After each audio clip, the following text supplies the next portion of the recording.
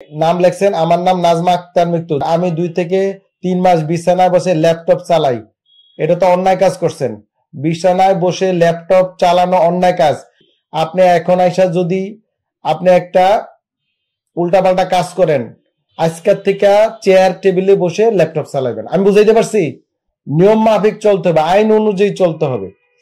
আচ্ছা যাই বানায় ফেলাইছেন কি, যার কারণে আমার মেরুদণ্ডের মাঝখানে একটা হাড্ডিতে ব্যথা লাগে, যখনই নুয়ে কিছু করি বা এদিক ওদিক ঘুরাইলে হঠাৎ করে ওইখানটা একটা হালকা ব্যথা বা অস্বস্তি লাগে।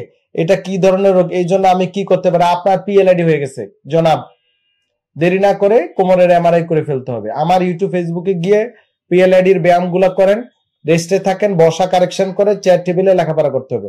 আপনার মাধ্যমে সকল জনগণকে, আমার রুগী স্টুডেন্ট সবাইকে বলি, চেয়ার টেবিল ছাড়া লেখাপড়া হারাম, নিষেধ, অবৈধ। ক্লিয়ার?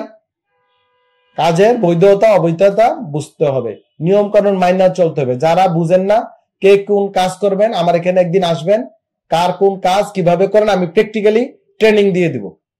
মাত্র 15-20 মিনিট লাগবে। বুঝতে পারছি? ধন্যবাদ। ডিপিআরস লিমিটেড, আস্থা, বিশ্বাস ও নির্ভরতায় অবিচল।